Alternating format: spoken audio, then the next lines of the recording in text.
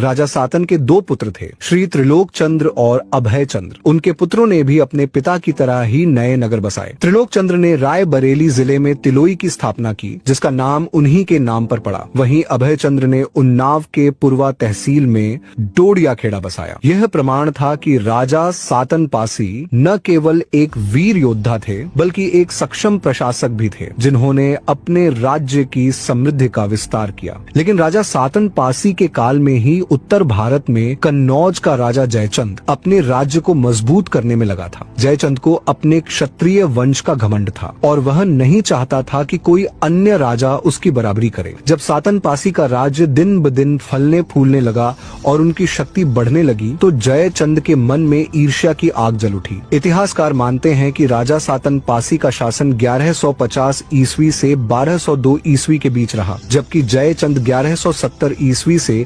1194 ईस्वी तक कन्नौज पर शासन कर रहा था। इसका अर्थ यह हुआ कि दोनों ही समकालीन शासक थे और उनका संघर्ष उस दौर की सबसे महत्वपूर्ण घटनाओं में से एक था। राजा सातन पासी ने अपने पराक्रम, बुद्धिमानी और शक्ति से अपने राज्य को सुदृढ़ किया और किसी के आगे झुकने से इनकार कर दिया। उनके इस स्वाभिमान और वीरता की गाथा आज भी पासी समाज और भारतीय इतिहास में एक प्रेरणा बनी हुई है। उनका राज्य एक स्वतंत्र शक्ति के रूप में उभरा, जिसने दिखा दिया कि शक्ति और आत्मसम्मान के साथ कोई भी अपने राज्य को सुरक्षित रख सकता है। तब जयचंद ने सातन पासी को एक संदेश भेजा, तुम मेरे अधीन आ जाओ और कर अदा करो, वरना परिणाम भुगतने के लिए तैयार रहो। लेकिन सातन पासी स्वाभिमानी और स्वतंत्रता प्रिय थे। उनके लिए यह सिर्फ एक कर देने का सवाल नहीं था, बल्कि अपनी स्वतंत्रता और अस्तित्व की रक्षा करने की चुनौती थी। उन्होंने जयचंद का प्रस्ताव ठुकरा दिया और साफ शब्दों में संदेश भेजा, हम किसी की अधीनता स्वीकार नहीं करेंगे, हमारा स्वाभिमान धन से अधिक मूल्यवान है। जैसे ही यह उत्तर जयचंद सामने आया, वह क्रोधित हो गया। उसके दरबार में कुछ लोगों ने उसकी आलोचना भी की। तभी राजा जयचंद ने सोचा कि यदि वह सातन देव पासी के किले पर आक्रमण करके